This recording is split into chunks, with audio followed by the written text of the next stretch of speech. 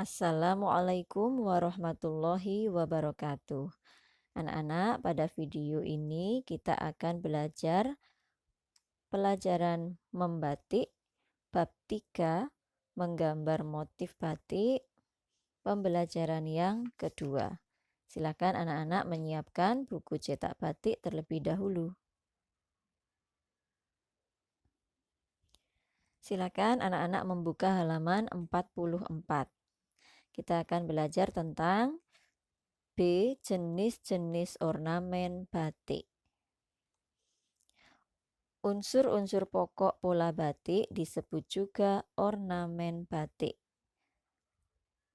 Oleh karena ornamen merupakan unsur pokok, maka motif batik yang akan kalian gambar juga disebut ornamen pokok. Nah, dalam pembuatan pola motif batik terdapat unsur-unsur yang perlu dipahami, yaitu pola utama atau kelowongan, pola tambahan atau isen-isen, dan pola pinggir sebagai penghias pinggir kain. Nah, kita akan bahas satu persatu ya, mulai dari pola motif utama atau kelowongan. Pola utama adalah pola yang menjadi dasar utama pada motif batik. Biasanya ditempatkan pada kepala atau badan kain, yaitu pada posisi yang paling dominan. Pada bagian ini merupakan ungkapan perlambangan yang biasanya menjadi nama motif batiknya. Misalnya alas-alasan, sito mukti, sito luhur, dan kawung. Jadi ini adalah gambar utama ya anak-anak ya. Biasanya ukurannya yang paling besar dan paling terlihat dalam kain batik tersebut. Kemudian yang kedua, pola motif tambahan atau isen-isen. Isen-isen merupakan unsur pengisi bidang atau ruang yang kosong di antara pola utama pada kain. Misalnya ini anak-anak ya, isen-isennya di sini kita bisa lihat yang ukurannya lebih kecil dari pola utama. Nah, ini contohnya. Kalau ini pola utamanya berupa gambar burung ya, ini yang paling besar motifnya. Kemudian isen-isennya berupa bunga-bunga kecil ini ya. Kemudian daun. Nah, ini ya. Ini namanya isen-isen. Kemudian kita lanjutkan lagi. Pada umumnya, ornamen pokok dalam motif batik berupa aneka ragam bentuk gambar. Misalnya meru atau gunung ya, pohon, tumbuhan, bangunan, lidah api, naga, dan binatang. Binatangnya bisa berupa kupu-kupu, ikan, kuda laut, dan lainnya. Nah, kita pelajari yang ini ya. Ini contoh dari motif semen. Ini namanya motif semen. Ornamen tambahan berupa daun-daunan dan bunga-bunga. Nah, ini ya tambahannya atau isen-isennya. Kemudian motif utamanya adalah, kita lihat di sini, meru melambangkan gunung atau tanah atau bumi. Kemudian api atau lidah api melambangkan nyala api atau disebut agni atau geni. Ular atau naga melambangkan air atau disebut banyu atau tirto. Burung melambangkan angin atau maruto.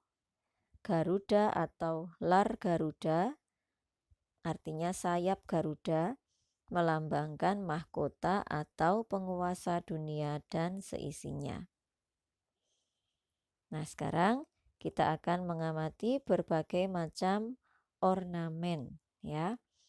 Yang pertama, ornamen tumbuhan. Ornamen tumbuhan ini atau disebut motif tumbuhan atau flora ya. Contoh batiknya adalah motif sito mukti, sito luhur, truntum, kirnomondo, dan lain sebagainya.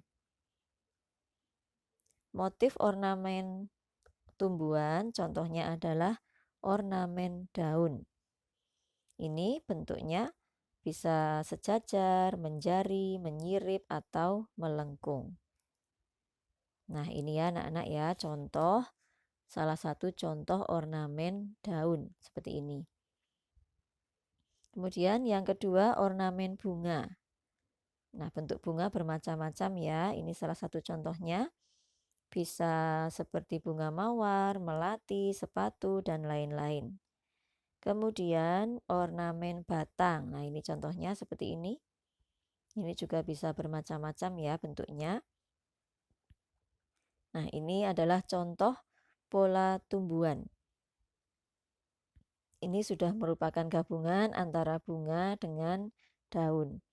Yang ini juga ya, ini motif daun dan bunga.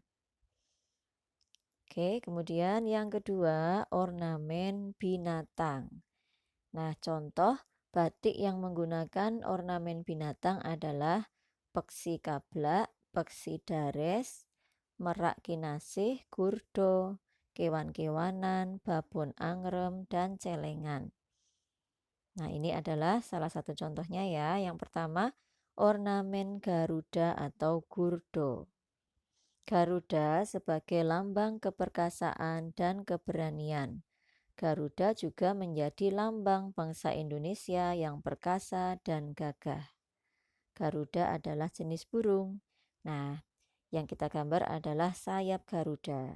Seperti ini namanya motif gurdo. Ya. Kemudian yang kedua ada ornamen naga. Ini juga gambarnya berupa naga, ya. Oke anak-anak, untuk hari ini tugas classroom-nya adalah ini ya.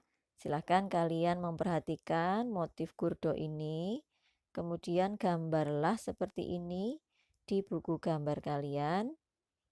Ya, jangan lupa untuk diwarnai supaya lebih bagus lagi ya. Kemudian difoto dan dikirimkan ke classroom. Nah, fotonya nanti ada dua ya fotonya ya. Foto saat kalian menggambar dan foto hasil jadinya.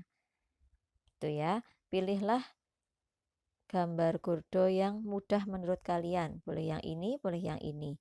Boleh juga kalau kalian mau mencari di internet. Ya. Oke, materi membatik sampai di sini dulu. Jangan lupa ya anak-anak untuk mengerjakan tugas hari ini. Terima kasih. Buranum akhiri. Wassalamualaikum warahmatullahi wabarakatuh.